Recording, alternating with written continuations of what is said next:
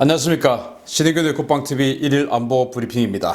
오늘도 역시 우리 대한민국을 둘러싼 중요한 안보 이슈들 간추려서 브리핑 해드리겠습니다. 첫 번째 소식입니다. 최근 북한이 대외적으로 강경한 목소리를 내는 이유가 내부 불안을 덮기 위한 것이라는 분석들이 많은데요. 북한의 민생 자체가 완전히 붕괴되었다는 시그널이 곳곳에서 포착되고 있습니다. 북한 전역에 꽃제비와 노인 불황자들이 급증하고 있으며 이로 인해 당국이 별도 전담 조직까지 동원해서 대대적인 단속을 벌이고 있다고 데일리 NK가 10일 보도했습니다. 이 같은 현상은 김 정권의 실정과 국제사회의 제재, 바이러스 사태 등 악재가 겹친 데 따른 것인데요.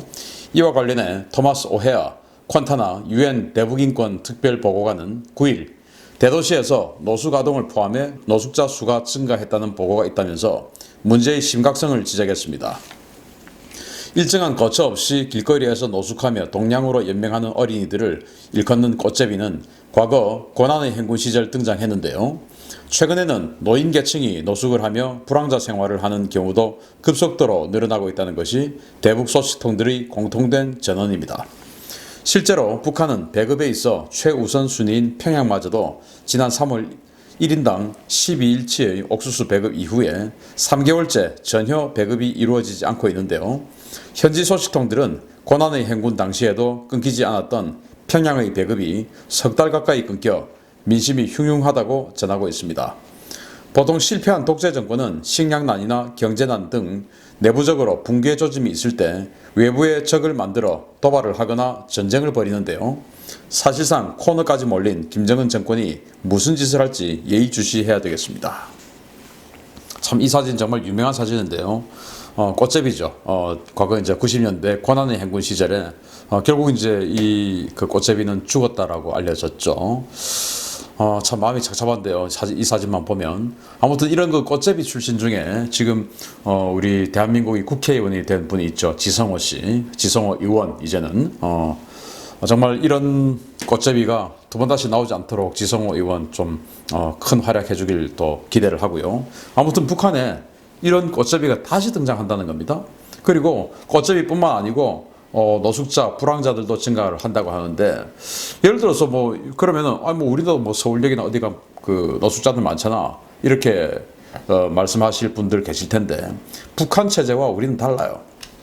우리는 개인의 능력에 기초한 자유민주주의, 자본주의, 시장경제 체제 아닙니까? 그런데 여기는 사회주의 공산체제예요. 그래서 일단 이론적으로는 거지가 있을 수가 없습니다. 못 먹으면 다 같이 못 먹지.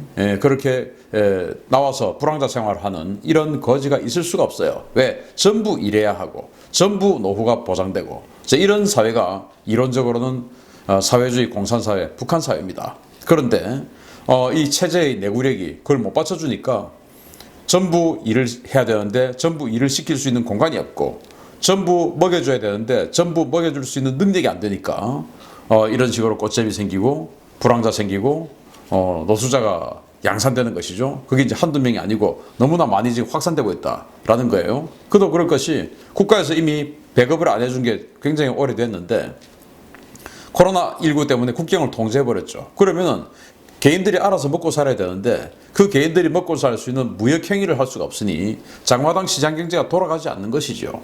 아주 기초적인 거 집에서 무슨 뭐 작물을 작황을 마당에서 조금 해가지고 이렇게 판다든지 교환한다든지 이 정도 외에는 정말로 필요한 공산품이나 이런 것들은 도저히 취득을 할 수 없는 또 그래서 경제적인 어떤 그 수입을 벌어들일 수 없는 그런 상태가 되어버렸습니다. 월급도 안 주지.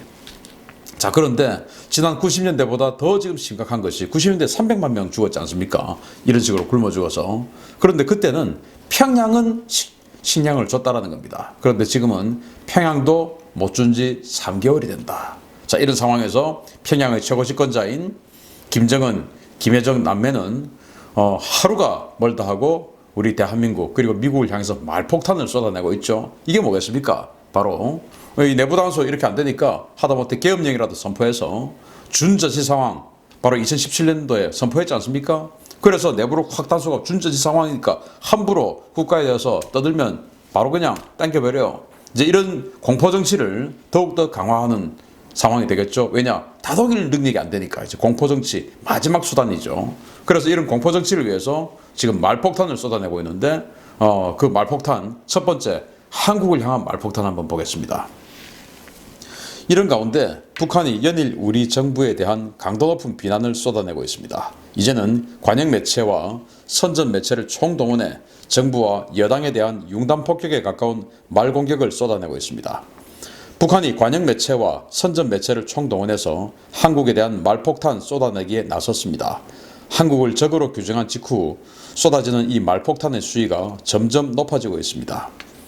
북한 노동당 기관지 노동신문은 11일 논설에서 우리 당과 정부가 애국애족의 선의를 베풀었다 라며 선의의 적의로 대답해 나서는 남조선 당국자들은 인간의 초보적인 양심과 의리마저 상실한 비열한이라고 비난했습니다. 신문은 또 이번 대북전단 살포를 남북관계 파국을 위한 도전이자 선전포고라면서 후에 판이 어떻게 되든지 간에 북남 관계가 총파산된다고 해도 남조선 당국자에게 응당한 보복을 가해야 한다는 것이 우리 인민의 철의 의지라 라며 고강도 도발을 예고했습니다. 노동당 대외선전매체 통일의 메아리는 남조선 집권자는 평양과 백두산에 두 손을 높이 들고 무엇을 하겠다고 믿어달라고 할 때는 그래도 사람다워 보였고 촛불 민심의 덕으로 집권했다니 그래도 이전 당국자와는 좀 다르겠거니 생각했는데 지금 보니 오히려 선임자들보다 더하다는 생각이다 라며 공세의 수위를 높였습니다. 노동당 통일전선부 산하의 연구원 역시 남조선 당국은 이제부터 가장 고통스럽고 악몽 같은 시간을 보내게 될 것이라 라고 경고를 했는데요. 정상국가의 정부라면 이런 도발에 대해서 엄중 경고하고 우리 국민 보호 대책을 강구해야 할 텐데 정부는 오늘 대북전단 살포단체를 고발하고 법인 취소 등 강경 대응을 발표해서 국민들을 어안을 벙벙하게 만들고 있습니다. 자, 탈북하신 분들이 북한인입니까? 대한민국인입니까? 우리 대한민국인이죠. 주민등록증이 있고 우리 대한민국 국민입니다. 우리 한국 여권이 있습니다. 우리 국가가 보호해야 할 우리 국민이에요. 그런데 조선노동당의 지령에 따라서 우리 통일부가 바로 지령을 받아서 그 지령에 알겠습니다 라고 한 건 아니지만 이 정황이 그렇지 않습니까? 조선노동당 선전선동부 또는 조선노동당 중앙위원회의 지령에 따라서 바로 그냥 움직이고 입법하겠다라고 선포하고 그리고 입법이 완성되지 않은 상황에서도 지금 이 대북전단 단체를 법인 취소하겠다. 이제 통일부의 인가를 받은 사단법인들이죠. 그래서 그 통일부 인가 사단법인을 취소하겠다. 그리고 고발 조치하겠다. 이게 도대체 대한민국 정부인지 조선노동당 산하기관인지 참 의심스럽습니다. 그리고 우리 대통령에 대해서 그래도 그래도 사람다워 보였다. 자, 이런 멘트를 듣고 어떻게 가만히 있을 수 있습니까? 이거 가만히 있어도 되는 일입니까? 가만히 있어서는 안 되는데 가만히 있다는 것은 인정을 한다는 것인가? 참 안타깝습니다. 가만 놔둬도 되겠습니까? 바로 이런 것들은 조져버려야죠. 분노가 치밀어 오르는데 참겠습니다. 자, 그런데 이런 와중에 우리까지가 아니고 이제 미국에게까지 하고 또 미국에게까지 말폭탄을 쏟아내면서 이제는 실제적으로 미국에게 폭탄을 날릴 그 ICBM을 준비하고 있는 정황이 보입니다. 세 번째 소식입니다. 북한의 비난은 한국에만 그치지 않았습니다. 미국을 향해서도 정말 이래나 되나 싶을 정도의 망언을 쏟아내고 이제는 대륙간 탄도미사일 발사 준비까지 한다는 소식입니다. 권정근 북한 외무성 미국 담당 국장이 11일 조선중앙통신을 통해서 미국을 향한 강한 비난과 경고를 쏟아냈습니다. 권 국장은 북남 관계는 철두철미 우리 민족 내부 문제로서 그 누구도 이에 대해서 이러쿵저러쿵 시비할 권리가 없다라며 우리와 미국 사이에 따로 계산할 것도 적지 않은데 괜히 남조선의 한해비 노릇까지 하다가 남이 당할 화까지 스스로 뒤집어 쓸 필요가 있겠는가 라며 끔찍한 일을 당하지 않으려거든 입을 다물고 제 집안 정돈부터 잘하라 라고 경고했습니다. 권 국장은 도널드 트럼프 대통령을 직접 지목하고 미국 정국이 그 어느 때보다 어수선한 때 제 집안 일을 돌볼 생각은 하지 않고 남의 집 일에 쓸데없이 끼어들며 함부로 말을 내뱉다가 감당하기 어려운 좋지 못한 일에 부딪힐 수 있다 라며 위협했습니다. 북한은 말뿐만 아니라 행동으로도 미국에 대한 위협을 준비하고 있는데요. 최근 미 정보당국은 평성 사엔리 일대에서 신형 대륙간 탄도미사일이 실린 이동식 발사 차량이 시험 운행하는 장면을 포착했으며 현재 4기에서 6기 사이의 신형 ICBM과 이동식 미사일 발사대가 조립되어서 준비 중이라는 사실을 국내 언론에 흘렸습니다. 미 정보당국은 이 미사일이 열병식에 동원이 되어서 공개될 가능성도 있지만 미사일 도발 가능성도 있다고 보고 정밀 추적하고 있는 것으로 알려졌는데요. 북한은 ICBM뿐만 아니라 SLBM 도발도 준비하고 있어서 북한이 조만간 크게 한번 사고를 치지 않을까 우려의 목소리가 커지고 있습니다.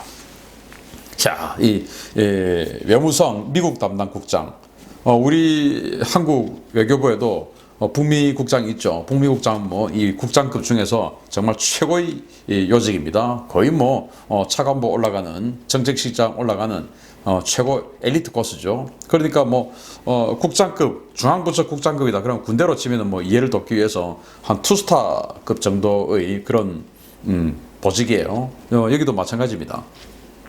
그런데 이 미국 국장이 이제 미국을 향해서 말폭탄을 지금 쏟아내는데 큰일을 당할 것이다 라고 하는데 ICBM 쏜다고 큰일 당하나? 저는 그건 아니라고 보고 혹시 지금 테러를 준비하고 있는 것은 아닌지 또는 제2의 프로이드 사태 같은 이런 그 공작을 준비하고 있는 것은 아닌지 좀 의심스러운데 아무튼 테러를 잘못했다가 그 배후가 밝혀지면 정말 이 북한 지도상에서 사라지겠죠.